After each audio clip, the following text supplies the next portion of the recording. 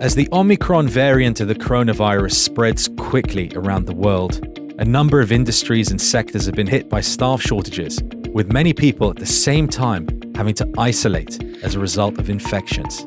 What does this mean for the labor market going forward? What does it mean for future trends in jobs and careers? You're listening to the Business Extra podcast coming from the National in Abu Dhabi. I'm Mustafa Alrawi, Assistant Editor-in-Chief.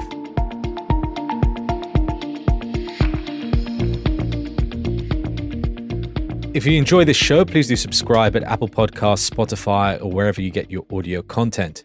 With me is my co-host and the National's future editor, Kelsey Warner. Hi, Kelsey. Hey, Mustafa. So it's been an interesting start to the year, I would say. Oh, gosh. Interesting. Yes, it's always interesting. You and I have departed the in-studio experience and are now back to work from home amid Omicron, if I can, speak a little bit out of school. But I do feel like the question on everyone's mind right now is, okay, Happy New Year, happy 2022. How is this different from where we were in 2021 or say at the end of the first quarter in 2020? And with staff shortages and the labor market in flux, there's just so many open questions and so many areas of, potential opportunity, but also real danger as we see healthcare struggling to keep up, kids going back to remote learning, aviation struggling to, have pilots in seats. There's a lot going on. Yes, and we saw a lot of trends in 2020 and 2021 about the labor market when many industries suddenly had to stop. People were furloughed. There was some uncertainty about which industries, which careers would continue. Of course, the remote working, and then you had distance learning, and we saw all of that. And there was a lot of discussion about longer term trends. But what's happened sort of at the tail end of 2021, the beginning of 2022, is that for industries still like education, healthcare, aviation, hospitality, and others, suddenly people who are still working, still in jobs, still very much active, had to go isolate because Omicron spread so fast, and other variants I assume as well, but Omicron being the dominant one. All of a sudden at the same time, lots of people couldn't show up to work. And this is something that potentially could be a regular feature every winter, every flu season, every time there's a new variant, because even though it might not be as dangerous, it seems like the data is showing, you still have a problem when everybody has to go home at the same time. Right. We can't all have the equivalent of the flu at the same time. It would not be very good for putting out a newspaper or keeping a hospital open. That's what we're experiencing right now. So to talk about these emerging dynamics and this crossroads that it feels like we're at in terms of employment trends, we spoke to Abishur Prakash, a co-founder and geopolitical futurist at the Center for Innovating the Future, an advisory firm based in Toronto, about what to expect in the year ahead and beyond. Here it is. Kelsey and I have been discussing the last couple of days about this trend that's been apparent recently, which is that, okay, we had certain labor force changes in 2020, 2021, but most recently it seems that there are short-term issues with staff, aviation, education, healthcare, hospitality that aren't about sort of historical trends about what happened when people lost their jobs or had to furlough and maybe aren't coming back. But these are people who are actually active. And then suddenly, because of isolation rules, because of Omicron spreading so fast, because of the unevenness, I guess, of vaccinations around the world, suddenly we're seeing employers having to cope with short-term staff shortages. And so from your perspective, as a futurist, as an expert on how we might be living, what can we sort of discern from this as to how companies and employers might, change or might be already beginning to change to accommodate what might become, we suspect, a regular occurrence every what was a flu season, but now maybe rechristened in the future, an Omicron season, if you like. Does that make sense? Yeah. Well, let's step back for a second and try to gauge what happened when this pandemic hit.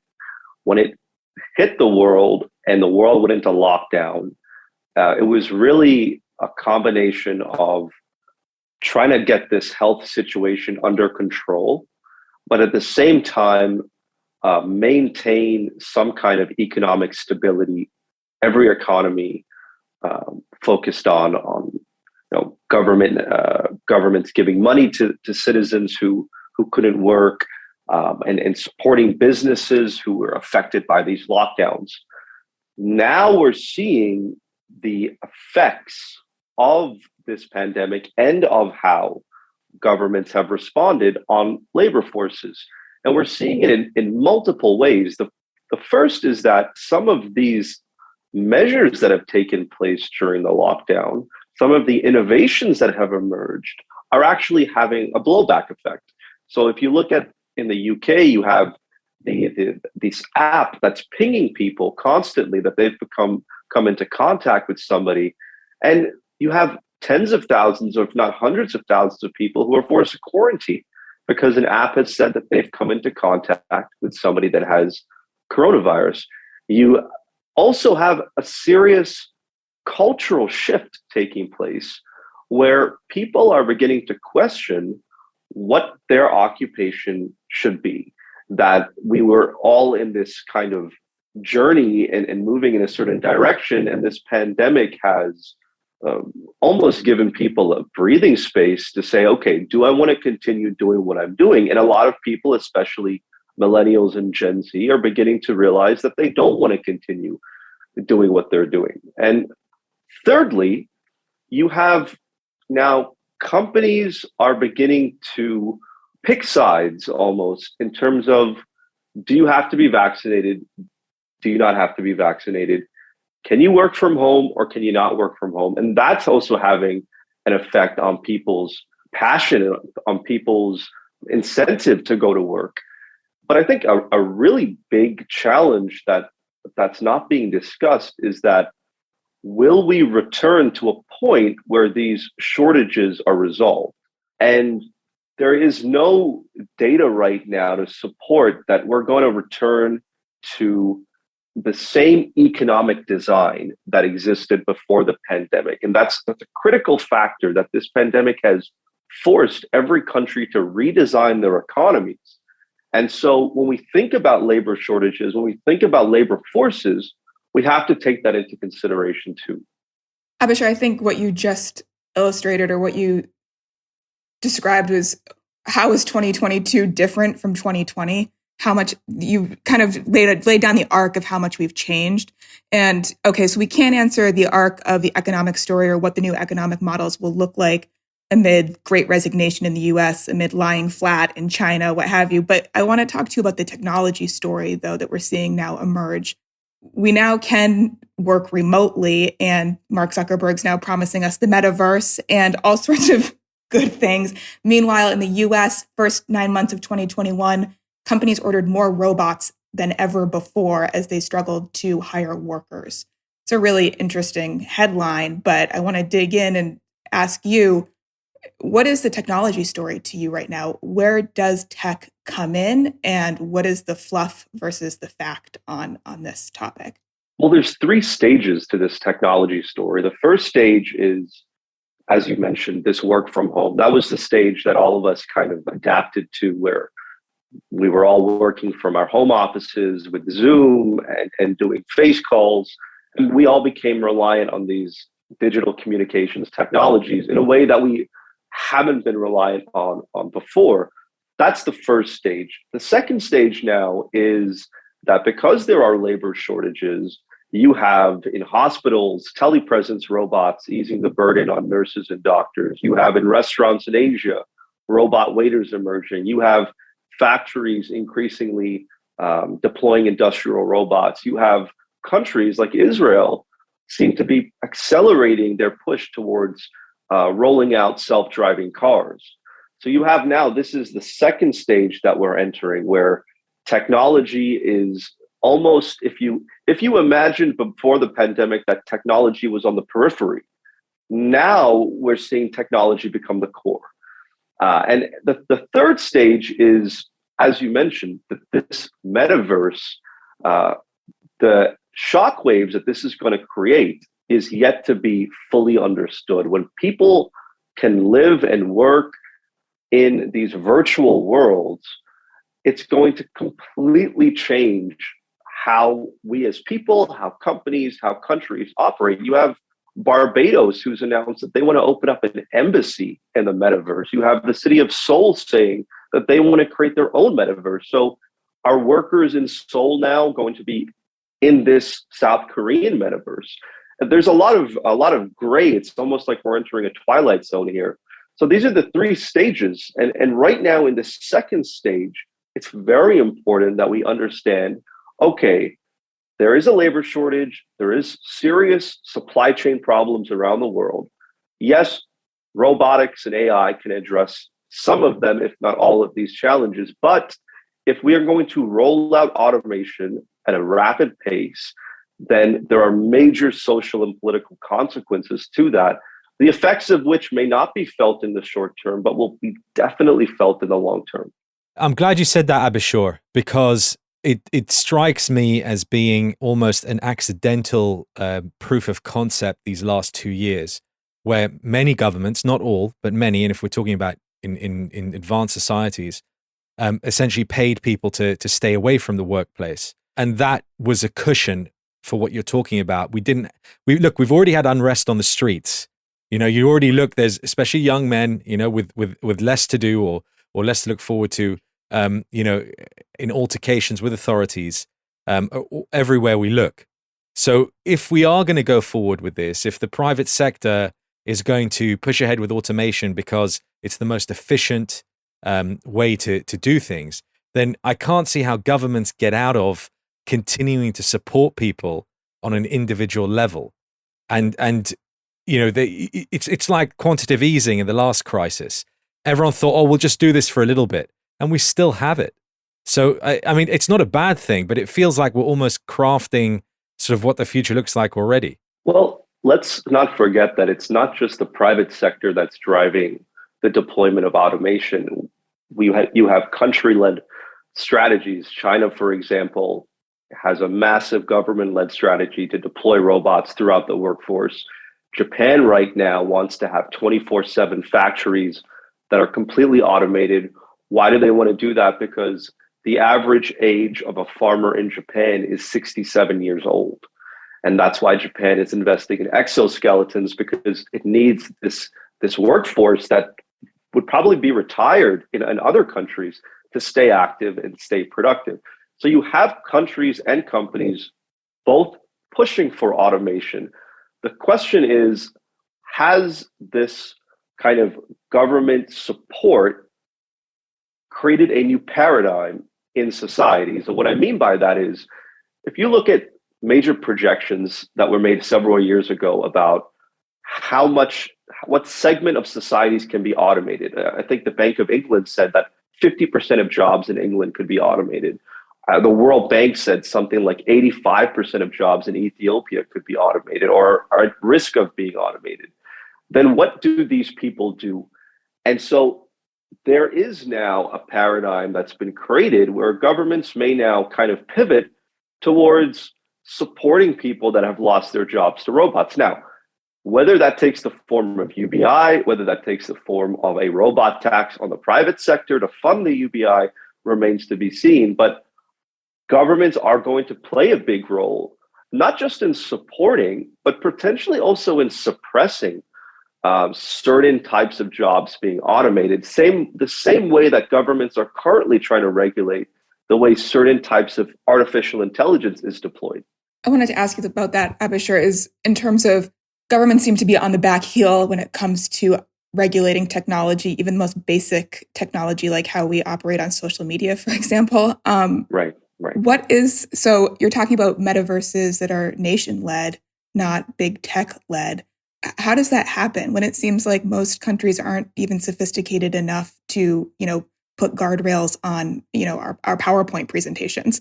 Well, let's separate the kind of slow pace of regulation towards big tech and the way that countries are regulating new tech, because it's clear that really for decades now, governments were not paying attention to the rise of these large technology companies.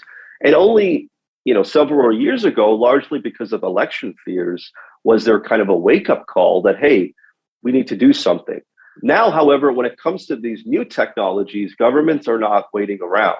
I mean, what the EU is doing when it comes to building guardrails around how AI bias, how prevalent bias is in algorithms, or what the UN is trying to do in regulating autonomous weapons, or what the UK wants to do in creating global AI ethics.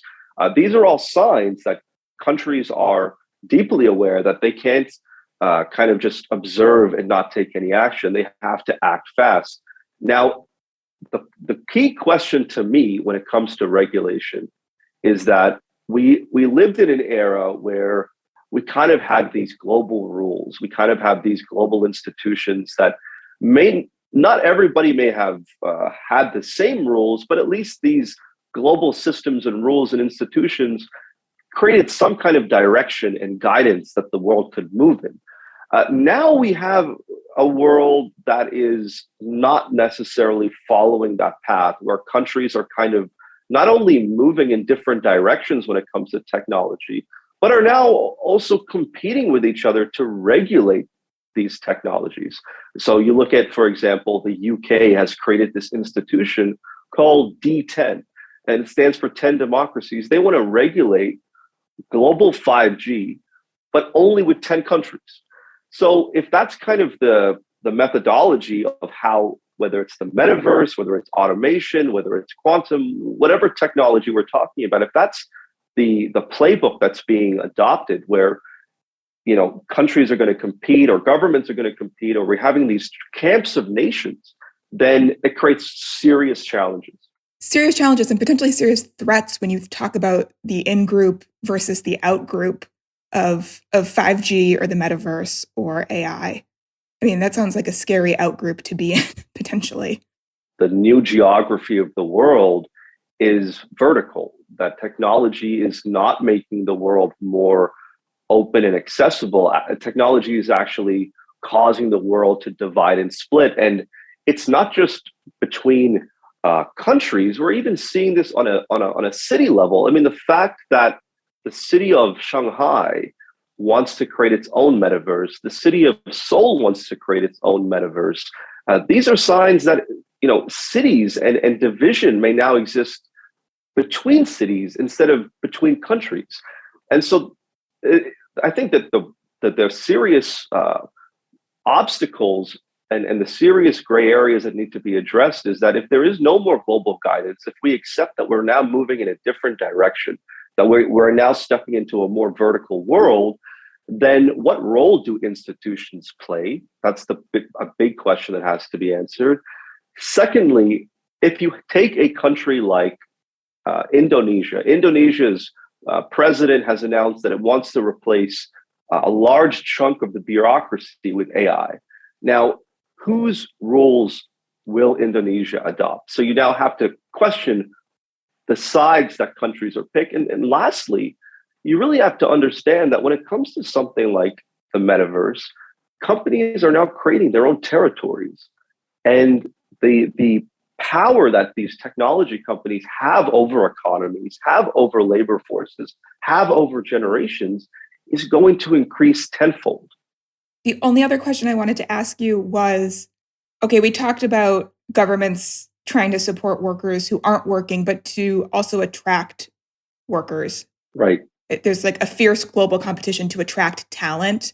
How do you do it in 2022 when we seem like we've kind of like thrown the picnic blanket up and we're looking to see what's going to land?